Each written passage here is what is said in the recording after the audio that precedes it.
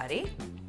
Welcome back to our super special podcast series, The Art of Connected Parenting, where we, the founders of Sproutable, are coming together to talk about the power of up-leveling, how we think about and understand our role and relationship with our kids and with ourselves, really.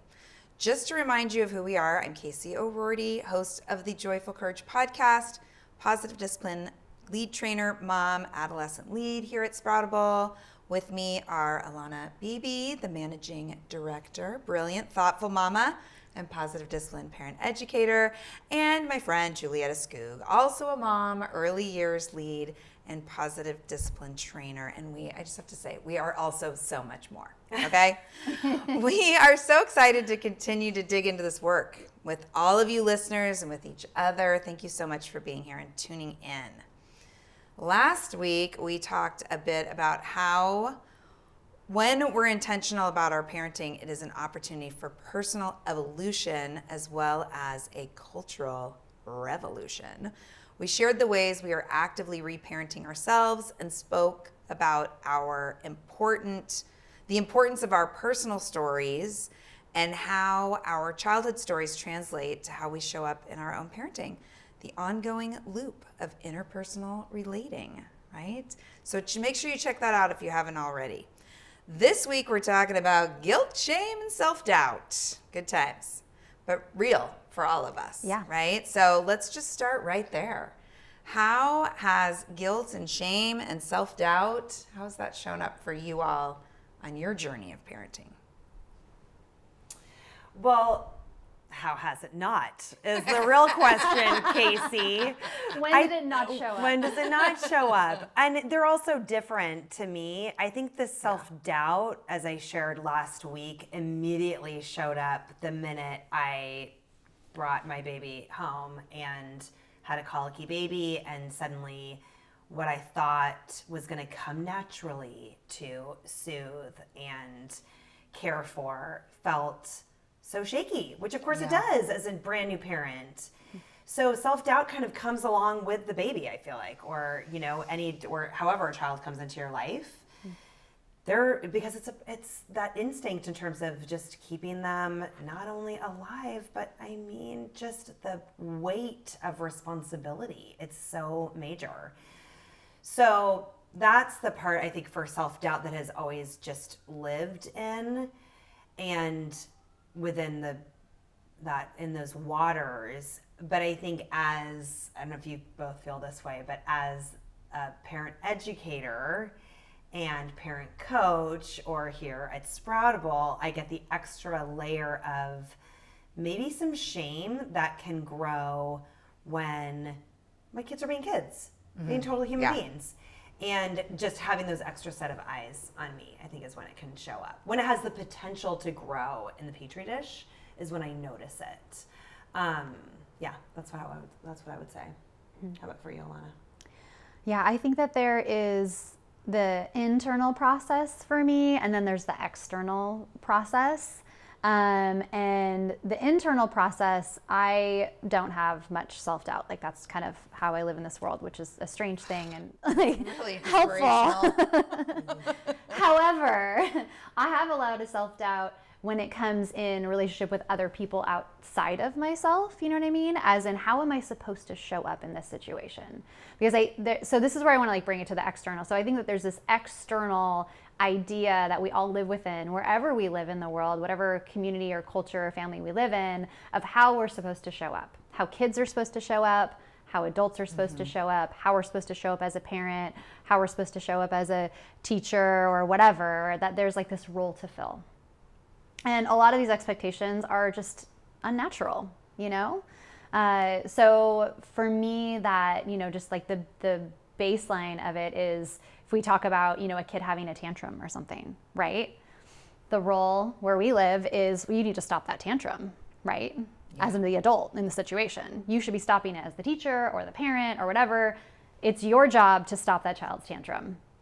But really, the reframe, right, is that it's okay, right? So I think it comes into play when when something happens, when someone's, behavior or something comes up and it's against what is expected, against what's expected by society, against what we expected, like any of that, and that's where that rub starts to hit.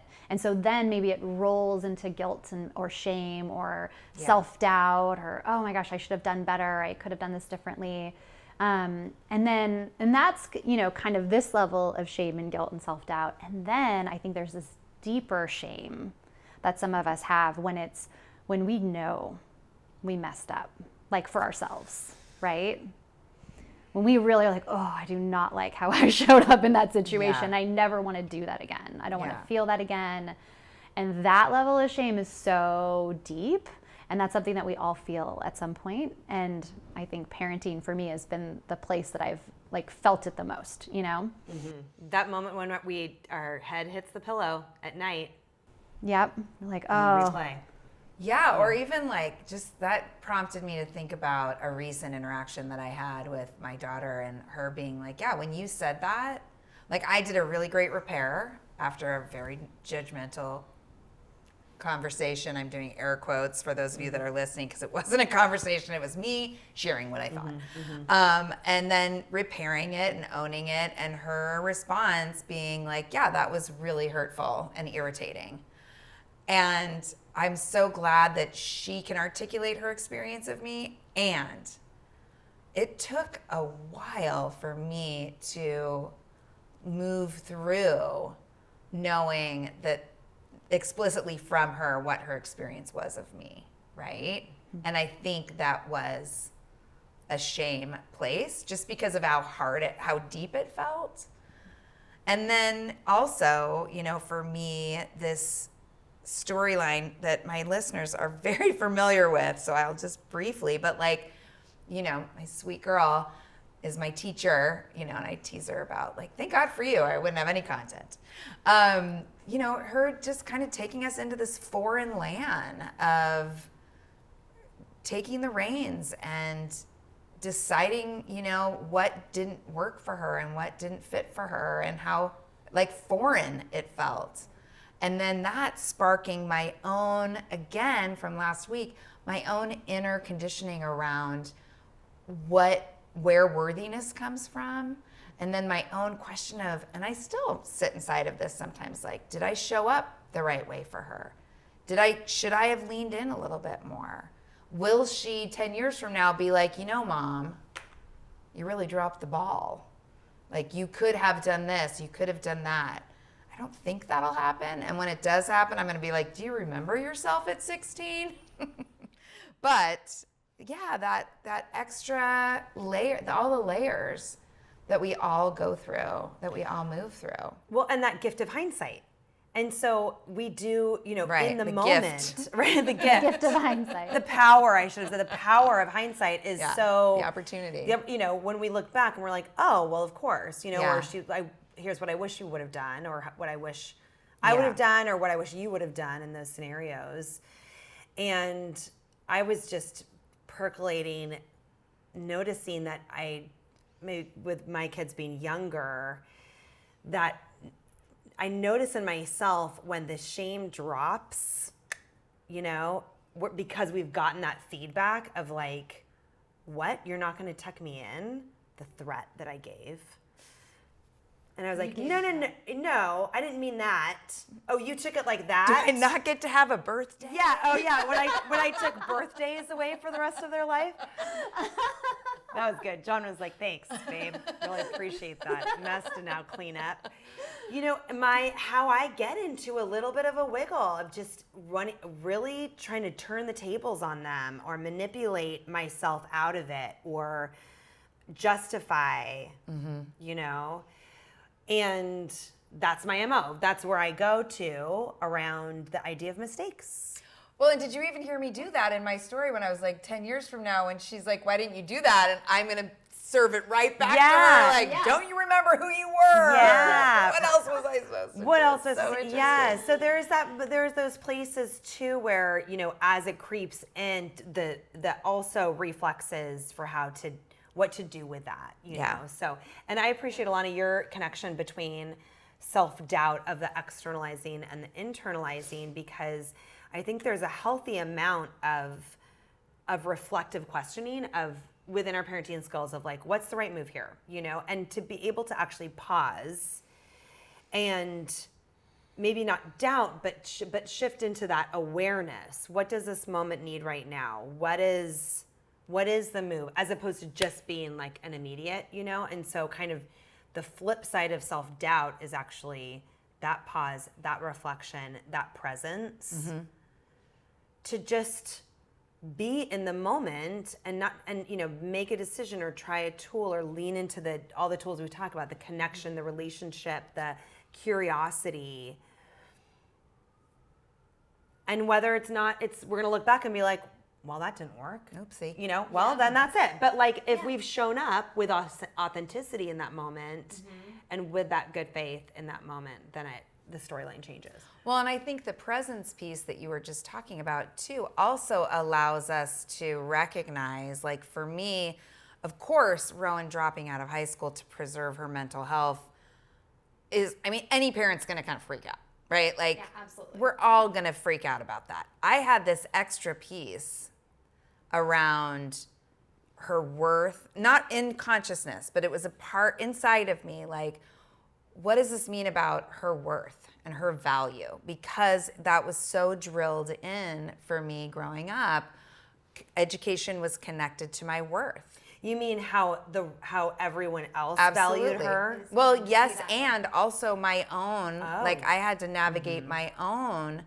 Well, I had to recognize that. When I recognized that, of course, there's this added layer, because this is what was held and served to me, and I don't believe this, right? Like, but I had to recognize that it had this little part in the experience I was having, to be able to release that, put that to the side, and just be with, you know, my emotions, what I was feeling, what she was feeling, and, you know. And be her advocate. And be her advocate. Yes. Oh my gosh. And yes. I think that there, you know, when we kind of drop into that like fear Yeah. piece of this, right? Yeah. When we're really in that like scared moment, sometimes we latch on to things that we quote unquote value to like kind of tether us, you know? So the reason I'm upset about this is because, like for Rowan, is because Rowan needs to graduate high school and get an education to be worth something in this society. And that's what people do. Right. It's because you're in this fear state, so you want to connect it to something that makes sense. You can't see right? any other possibilities. Like you're looking through. And you're stuck, right? But Yeah. then when you like come out of the fear state and you actually are able to go into your values a little bit deeper, right? And you have a problem, like problem solving, and you're in that prefrontal cortex, the part of your brain, then you actually can get deeper even within yourself, right? And it opens up so much more possibility. And I think that there's this interesting thing where we think that we have these values, but sometimes it's just our fear state values. And when we really dig in, it's deeper. And this is actually where we lie. It's just because it's reinforced constantly every day as we're going through life that it should live outside here instead of in here. Yeah, so do you guys think that when you notice, would it be like if we're experiencing self-doubt, experiencing guilt and shame, that there is a beneficial exploration of, so what am I afraid of right now? Absolutely. Yeah. Absolutely. What am I most afraid of right now? So for me, the story that I wanted to bring up in, you know, talking about guilt and shame and self-doubt was my child's gender journey. So my child was born male, transitioned female at 3, and now is moving on this gender journey into, you know, non-binary. And it has been a journey, and it will continue to be a journey, and that's where we are. But in context to this, you know,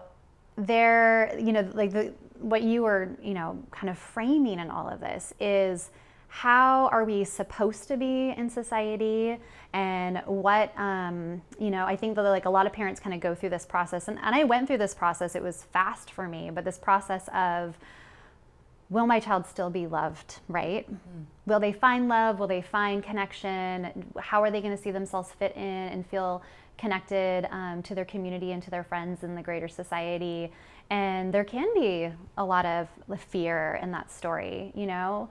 For me, that was it's an easier one for me to have for my child to be different and make waves, but it's much harder for me to be the one that's different and making waves. Because when I just say that again, Alanna. Yeah. That was so good. It's much easier for me to see my child different and making waves, but it's much harder for me to be the one doing it. Yeah.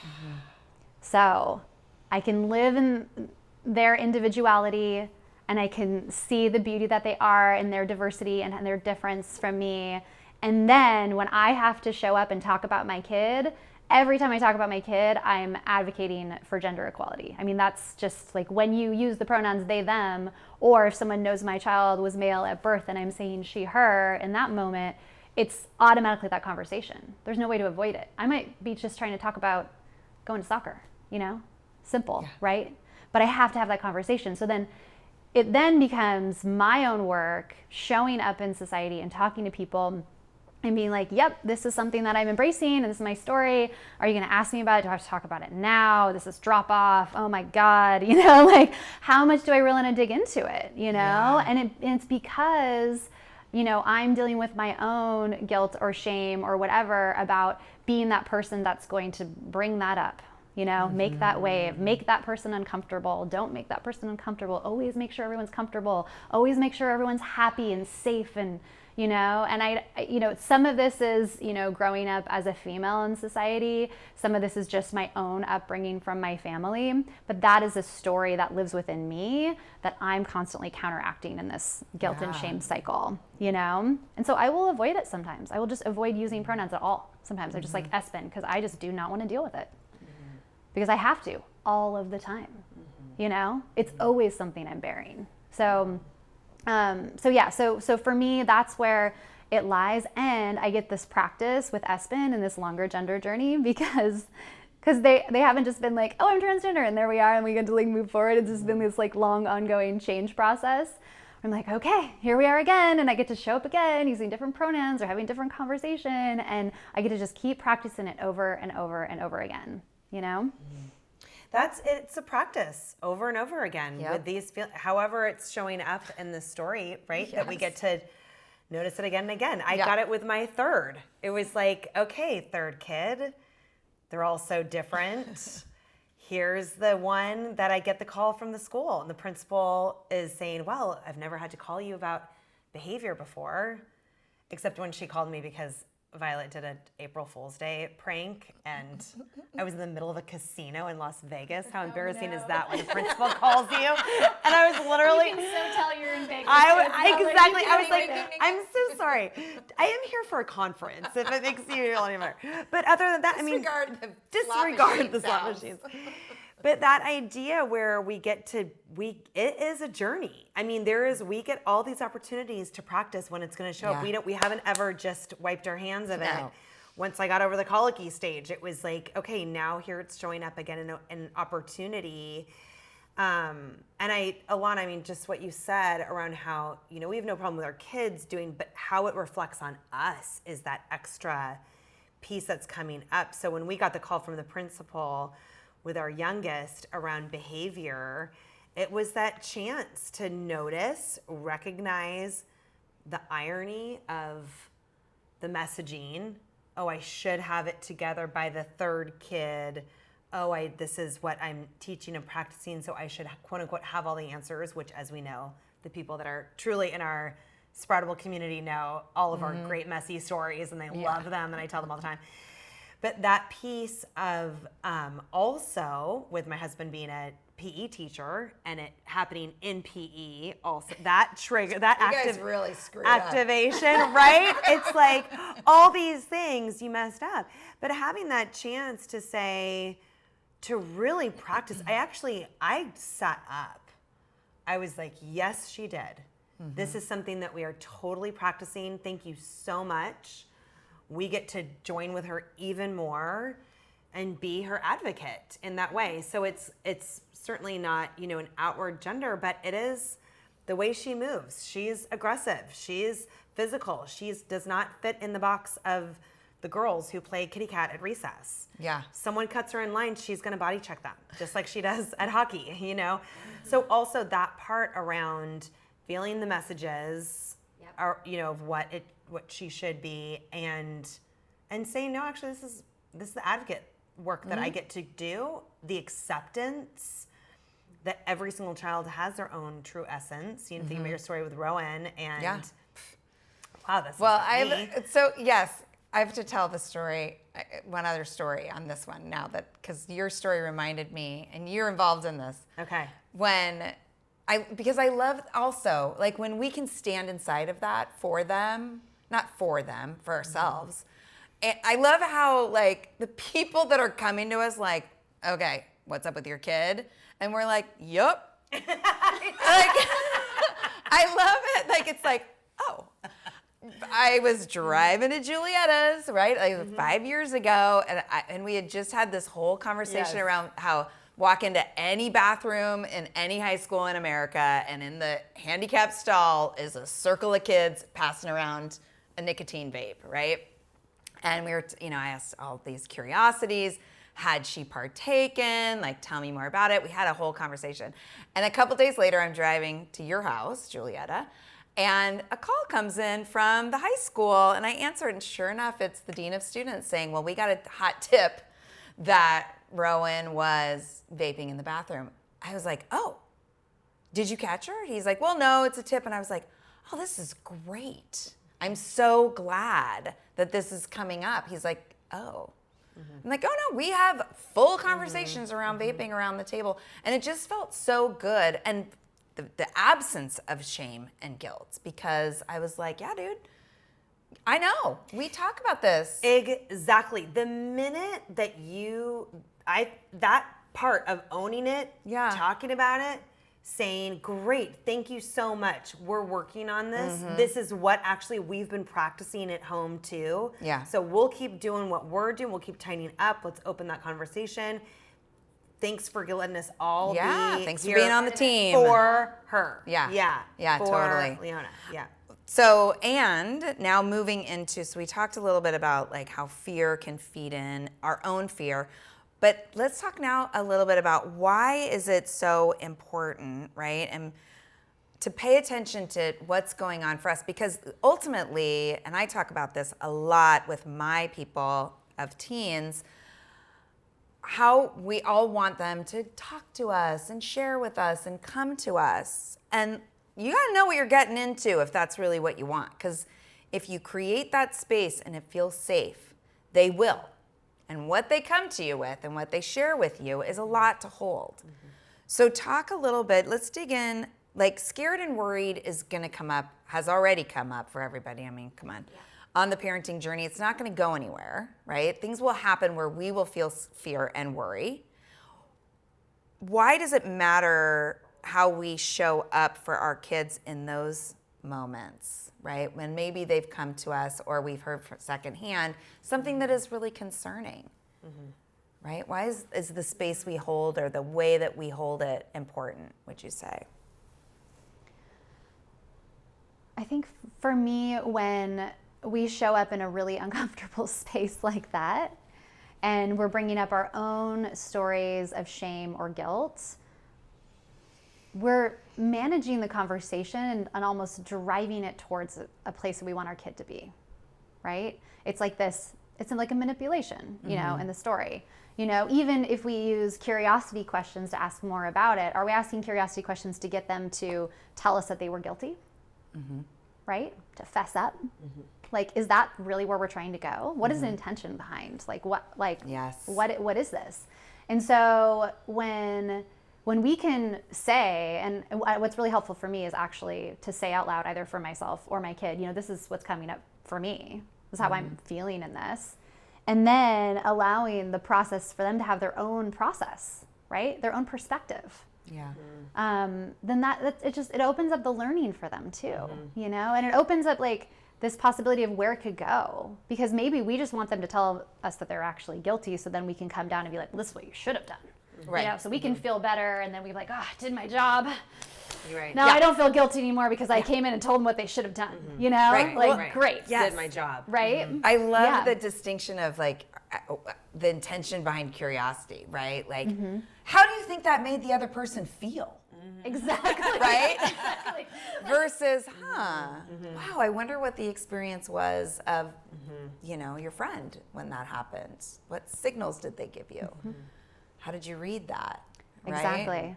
I like in my conversation with Espen is to flip it on the teachers. You know, how do you think the teacher was feeling in that moment? What do you think was going on for the teacher when, you know, the kids were doing this or this was happening or blah, blah, blah. And then we like to talk about like what could help the teacher, what could help friends or whatever. But, you know, it's just like that. It's that processing of their experience for them to still have their, like we talked about in the last one. I want to bring in that. Like we all have our own story and our own perspective and our own reality that we live in. So when we force our reality on our kids, they don't get to have their own experience anymore, you know? And so if we're coming from guilt and shame and blame or whatever, then we're forcing our experience onto them. And then they get to walk with that guilt and shame in their life, and that's the baggage. Yeah, that's the baggage. You know? Yeah. We talk about in positive discipline the definition of enabling, of getting in the way of our child and their life experiences and minimizing their actual experiences of they talk about the consequences of their experience, of their actions, but just more of that, like minimizing the experience for them. And so I think about that too. Like when we bring in our stuff, it actually gets in the way of their pure learning in that moment. And so this idea, but the idea that fear and worry to me is also, that's a healthy signal. That's a like, hey, thanks for giving me a little gut check here. That's interesting. Notice, ground, do the breath, pause, tell me more. Tell me more. Tell me more. Put that in your back pocket. And when I think about the littles also, just because I don't think it lands as well for the teenagers, when you just rephrase back to them something, that a couple of their words, you know, back, that just keeps them going and keeps them going and keeps them going. Yeah. And then I like just even a few, maybe it was last year, I just you know, when you stumble upon those moments too with your kid where you're like, well, fortunately I was in the right place at the right time. What if I hadn't been there? They wouldn't have told me that, or whatever it was, you know, where you can say, oh, I'm so glad you told me. We'll figure this out together. Or I don't know what, you know, wow, that must have been so hard for you. Or tell me more about that, you know, whatever, like that worry or part, or tell me from your perspective or that side. So you can hold that container for them that you can all, like, nothing is too much for me. Yeah. You know, I got you. Yeah. Right? Yeah. So not necessarily because I'm going to tell you what to do or I'm going to solve your problem, but that idea also of, do you want to vent or do you want some advice? And because I work with littles, the developmental, you know, stepping stone for that is just like validating the feelings. Oh, it's the holding the experience for them. It's the same that with was the really bigs. Scary for you, yeah. You know? Yeah. I mean, when you say like the fear and the worry comes up too, I think about with our littles and physical safety and that idea, like running across the street, I turn my back for 1 second, all of a sudden, across the street, I am panicked. That feeling, that physiological feeling of bringing them back, saying, wow, that was so scary. Let's just pause for a moment, hold, ground, settle, and then practice, you know, and just like getting the call from the principal's office. All right, notice, ground, thank you, practice. Yeah. Yeah. And for me, it's this story that we have, you know, if we let fear and shame and guilt really get in the way of the story of our kid, then it becomes, oh my gosh, this behavior is who my kid is, right? Right. And we let that go. We run with that. And then it just like cycles up that fear and shame. Yeah, I see that so much with parents of teens, and I feel like I'm doing a lot of talking about the difference between like they're individuating teen brain development, appropriate mischief versus a conversation around character flaws. That is it, but it's in the youngers too. Yeah. And just how easy we slip into this is who they are, Yeah, or that's dead in just a ditch, that kid. prison, con artist. Or Yeah. who they like. This is the aggressive kid. This is the exactly. sweet kid. This is the timid Yeah. kid. This is the blah, blah, blah. We label and name, and it might just be developmental, might just be in that moment. It might just be, and then we're telling this story that becomes their story. Well, because then we find, then any evidence that supports that, we say, see, that confirms the confirmation bias too. Well, when we're not intentional, right? When we're not connected to ourselves, and we are driving with fear, as the steering wheel, and you can speak into the younger years, but we start to create a dynamic where instead of like, how does what I'm doing in my life affect what I want to be creating? And we create instead this, my parents are assholes, right? Like it becomes about how we don't get it, watch me do it, I can do what I want. And we actually move our kids away from like learning that thoughtful, intentional practice themselves. And they're just in that kind of unconscious reactive place. Exactly. And I think for littles, it comes up with feelings and emotions where it's like, oh, I'm upset and you're not seeing it. So I'm gonna have a bigger tantrum. I'm gonna have a bigger explosion. I'm gonna throw it out there because you don't see me. Yeah. You're not validating my feelings. You're not seeing how I feel. Even this simple, a kid gets hurt and we're like, oh, you're fine, you're fine, you're fine. Stop crying, you're fine. Yeah. Right? No, and then their cries get bigger because they're like, you don't know. Right, You don't know, Mm-hmm. And the piece with the feelings and the big behaviors, when we match that and freak out at their big behavior and hit your brother and destroy, then it sends that message that we can't handle it either. We can't handle you. Too much. Yeah. Too much. Yeah. So there's over time, it cuts that piece of like, okay, I cannot express my true feelings over time. Exactly. Oh, I got to And keep it's people not safe here. comfortable. I gotta keep- Where do you think I got that message, right? Feelings aren't okay. I need to keep everyone comfortable and safe and happy. And how I do that? Don't show your feelings. Yeah. Don't make waves. Well, and I'm thinking know? about you bringing home Jose and realizing I don't know what I'm doing. And that expectation that exists around it should be innate, it should be natural. We're women, we should know how to parent and mother. And I'm thinking about, that desperate question of like, well, what is the right thing to do? What should I do? What is the right thing to do? Right? And so will you guys speak into that as well? And just how you... I just had this moment because you had this bringing Jose home of our life. John and I on the exercise ball, bouncing this baby with the hair dryer going for the white noise. Oh yeah, we had a static station on the TV that was just full blast. When you said like, what do we do? It was just like that. Those were our two parenting tools, like right there. And I actually think it was like this lesson, for us too, especially because John worked with kids too, so we knew kids, but like this going back to this idea of reparenting of just saying, oh, it really is this identity shift for us too, that we get to develop and start to practice our own intuition, our own set of tools, our own set of responses. And I think cultivating that intuition of not necessarily what is the answer, but your question of like, what is the right thing to do? Like moving away from the answer and just more leading with that heart, of I'm coming into it from a place of connection and curiosity, and what I truly believe is the healthy limit, the boundary, the firmness, the agreement that we've made, the value that we have established for ourselves as the culture in our home, So that's what I think about in terms of that, like, what do I do? What's the answer in this moment? Yeah. And that's a practice. I mean, that's obviously takes, A lot of practice. Your whole It's life.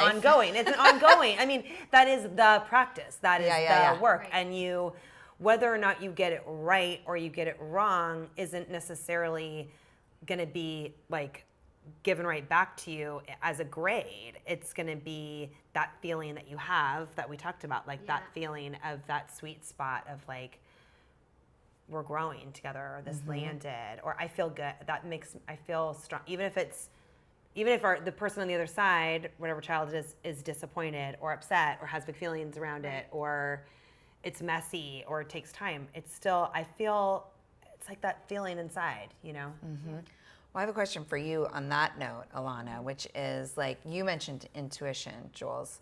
And, you know, I have a lot of parents that I work with who are like, intuition, how can I possibly trust my intuition when my backstory is chaos, right? And so I'm curious from you and what you shared with us last episode about your backstory. How have you actively, what have you found your practice, like have you actively grown in your intuition? Is it like just innate? Some people have it, some people don't. Like how does that look for you? I mean, for me in my process, it's more about I can't access my intuition if I am in like a fear-based state. Okay. It doesn't exist. So if everything that's coming up for me is this is who they are, this is where it's going, this is what other people are going to think, if it's that same kind of story, you know, that what I tell myself that doesn't feel good and I don't feel good when I'm asking those questions, then that's not intuition. Intuition is when I'm sitting in the space, I'm open to all outcomes and possibilities, and my child's telling me something and I can tell that there's something else underneath. I don't know what it is, you know, necessarily, but I can tell there's something underneath. And then we have that conversation, and then I get a little bit more and I'm like, okay, if in this space, my intuition is, it's probably this. Like I'm taking these connections and I'm pulling together the information that I have from my child and this situation, and this is my intuition of probably what it is, you know? That's how intuition kind of comes out for me, you know? And would you say also not just telling in the conversation, but that could also be communicated through a behavior? Absolutely. Yeah. It could be conversation, it could be behavior. It's all of those little pieces that are all coming together, you know? You're like, oh, it's like all little slots line up. Like, oh, they did this and they said this and this happened and blah, blah, blah. And now they're like, this little conversation that sounds really small, I have an intuition that must be bigger, you know? And so let's dig into that. Yeah, it sounds like a lot of presence. Yeah. Yeah, and I wonder too, considering what we do, I find too that in my own journey of being who I want to be, but also who I am intuiting that my kids need me to be, there's also this practice of gathering information, you know, like certain books, and it isn't even parenting, it's spirituality, it's and it's like those moments of like, oh, this makes sense, this is what makes sense to me. Right? And acknowledging it might not be what makes sense to the next person, but to me, this is what makes sense to me. Putting relationship in the center makes sense to me. Yeah.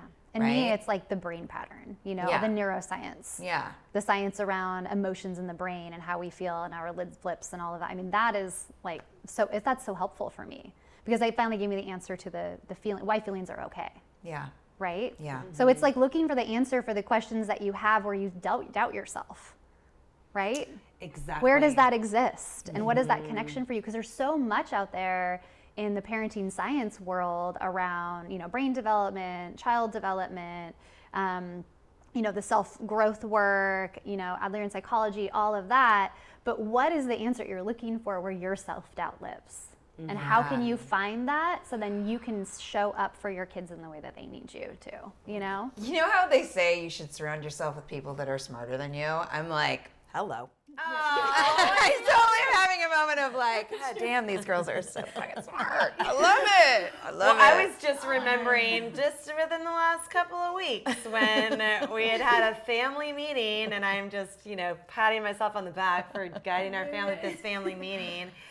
And then John was activated, a little triggered by Leona, and then did his own repair and in his really patient way. And then I had to just get her in her room one-on-one. That I had to give a piece, you know, and talk about like, oh, what should I do in this moment when you, and she's holding this like toy, like a broom. Let's call it a broom. How about that?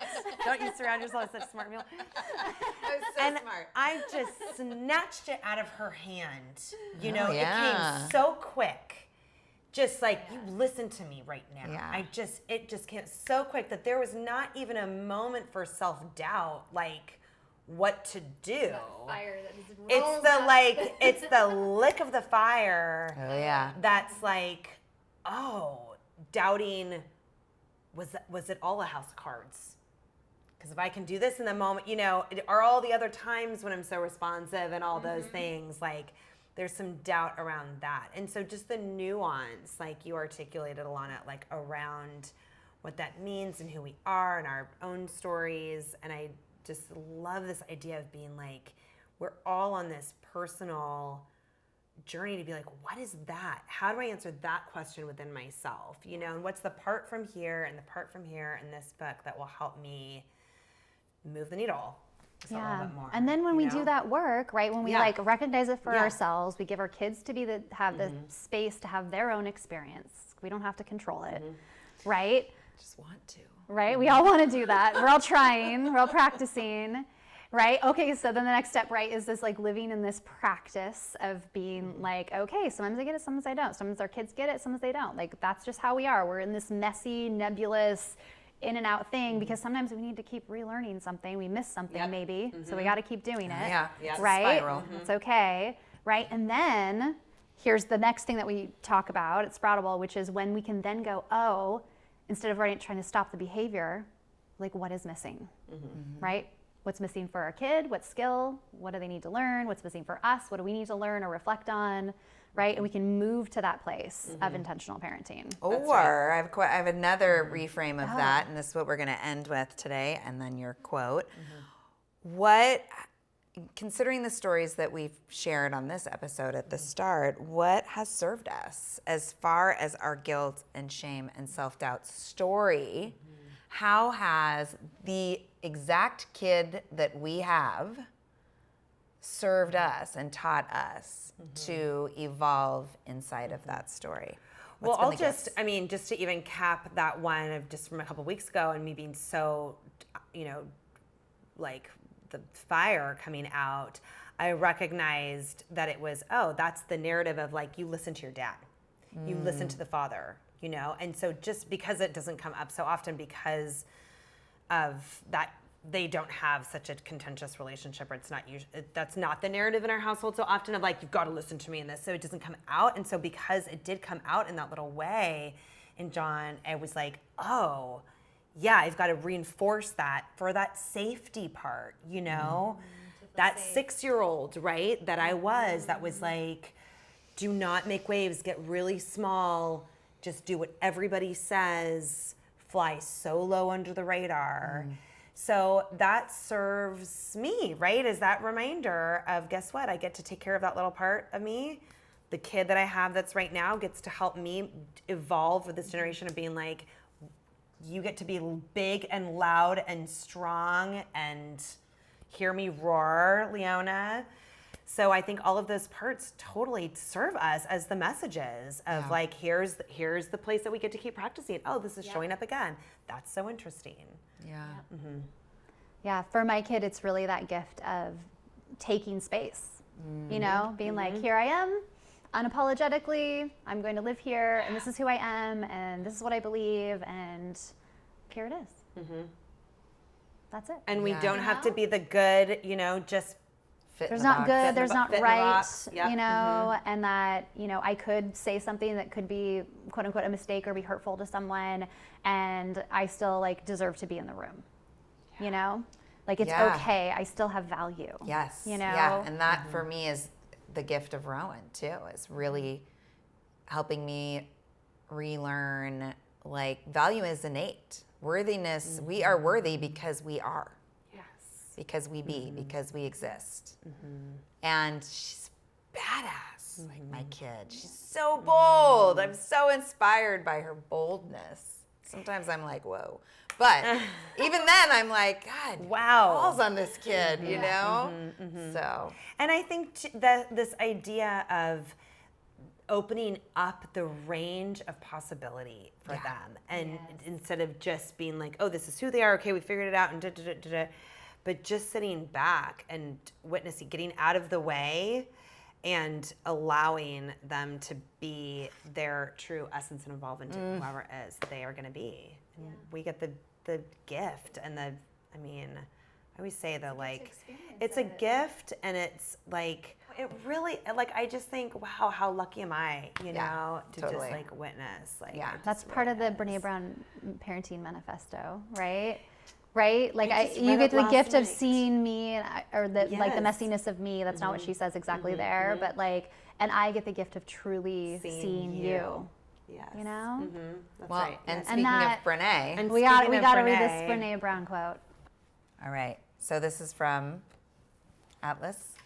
Okay. Yeah, so just closing with this quote from our dear friend, our dear friend Brene Brown. She's going to be our friend. From Atlas Hi, of the Heart. Hi, Brene. Who says, if you put shame in a petri dish, it needs 3 ingredients to grow exponentially: secrecy, silence, and judgment.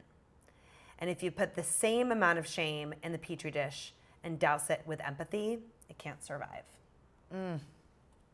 I think about how much empathy is generated when we bring people together to talk about, practice, learn parenting. And it's such a special, like, it's hard to really identify how special the communities become that we get to work with. And the empathy for ourselves. Yeah, I love that. Well, thanks, ladies. Thank you, listeners and watchers. So excited to be on this adventure. Join us next week as we dig into perspective shifting, embracing imperfection, so we can learn and continue to grow. Bye, everybody. Bye.